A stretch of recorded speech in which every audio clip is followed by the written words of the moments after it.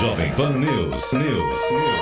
A segunda-feira começou com a expectativa da publicação de um decreto estadual sobre a regulamentação da venda direta de etanol das usinas aos postos potiguares. A prática foi permitida no último mês de agosto pelo governo federal através de uma medida provisória. A expectativa da tributação estadual é de uma redução no preço do etanol e na gasolina, que conta com o insumo em sua composição. Essa expectativa vem justamente no momento em que a gasolina vendida nos postos do Rio Grande do Norte aparece entre as mais caras do Brasil. Em matéria no final de semana, a Tribuna do Norte traçou esse panorama que revelou que em 37 semanas deste ano, em 20 aqui no Rio Grande do Norte, o estado esteve entre os 5 estados brasileiros com o maior preço médio da gasolina. Virginia, esse é um assunto recorrente, a gente está falando muito sobre essa questão do combustível, é a nossa enquete do dia. A gente trouxe na semana passada o secretário de Tributação, Carlos Eduardo Xavier, para conversar sobre isso, para tirar as dúvidas dos nossos ouvintes, mas é ainda uma coisa que está mexendo, né, com as emoções.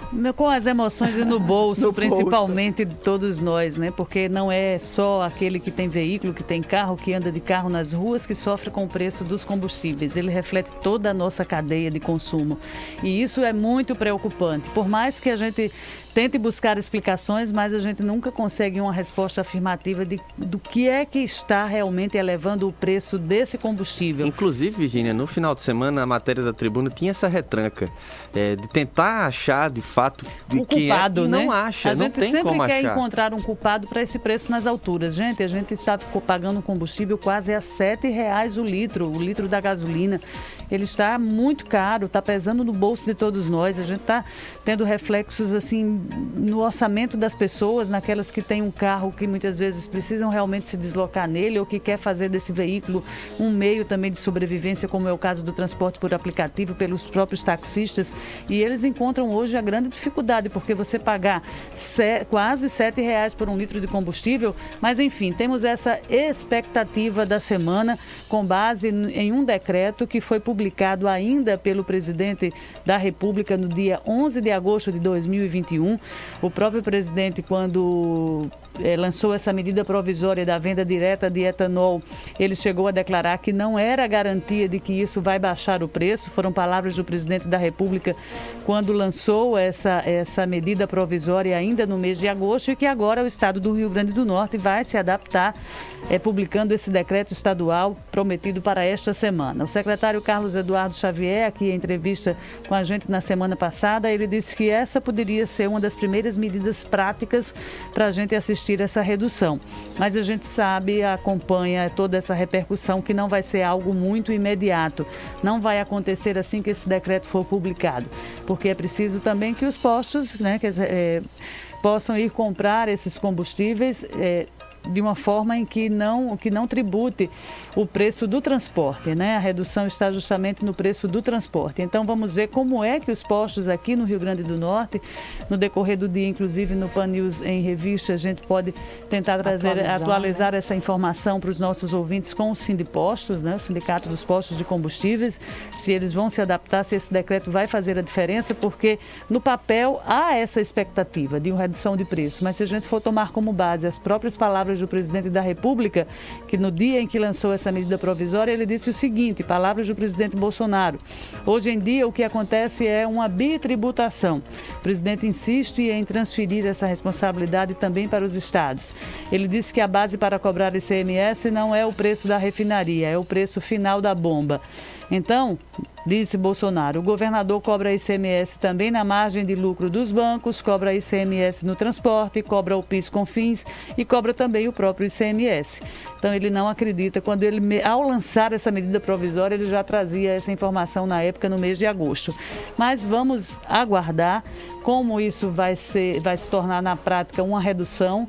Se ela acontecer em centavos, já é uma grande coisa, não é, Jussara Correia? Mesmo que sejam centavos. A gente percebe, né, que parece que não existe um grande interesse em reduzir esse valor, né? É um interesse velado, na verdade, né? Porque quando o presidente coloca essa medida e ao mesmo tempo diz que acha que não vai reduzir, quando o secretário diz aqui pra gente que não é responsabilidade do Estado, mas o Estado vai fazer o quê com relação a isso? E a gente que fica tentando achar, né, se ajustar, se adequar a essa situação, mas de fato a gente não percebe essa vontade vontade política de fazer essa redução. E sabe por quê? Isso tem uma explicação. Nós estamos aqui com o gráfico, ele tem o número 13, é do comportamento da arrecadação de ICMS por setor no estado do Rio Grande do Norte. E disparadamente os combustíveis hoje representam a grande fonte de arrecadação de ICMS por parte do governo estadual. Nós chegamos agora a ter 142 milhões de reais arrecadados só com a venda nesse período de agosto, ou seja, o gráfico dos combustíveis ele mostra um crescimento de agosto de 2020 para 2021, aí um crescimento extraordinário, porque quanto mais caro o combustível, mais o governo arrecada. Apesar da alíquota ser a mesma, né, o valor aumenta naturalmente. O valor aumenta e entra mais dinheiro em caixa. Então, por isso que a gente acompanha picos de arrecadação em alta, né, o Estado comemorando, e isso é muito bom. Claro que a gente quer que entre receita para o Estado, mas o preço dessa receita hoje está pesando muito para quem está na ponta, que é o consumidor. Então, está entrando dinheiro nos cofres públicos por causa do ICMS dos combustíveis. Ele hoje é o recordista, ele sai aí ocupa a casa de 142 milhões de reais só na arrecadação, mas o preço que o natalense, que o potiguar está pagando por esse aumento de arrecadação é muito alto. Então, não há também interesse em se mexer em alíquota. A gente foi muito claro naquela entrevista com o secretário Carlos Eduardo Xavier. A gente perguntou, secretário, é possível reduzir a alíquota?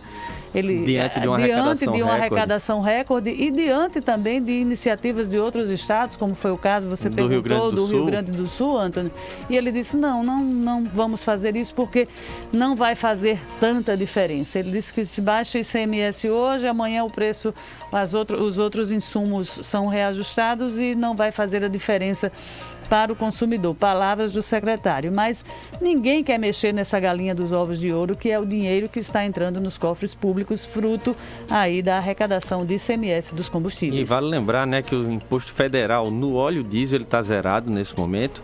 E o presidente Bolsonaro, eu acho que já no início do ano, fez esse desafio para os estados, de que se fosse zerado o imposto estadual, também seria zerado o imposto federal. Agora, isso tem um grande problema, porque o estado tem muito menos fontes de arrecadação.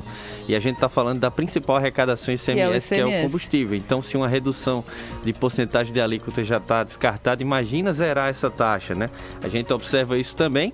E só trazer à luz também essa informação, final de semana uma carta aberta de um dono de posto aqui da capital, esmiuçando esses gastos e dizendo que a cada R$100 que entra de combustíveis, apenas 10 fica com o posto.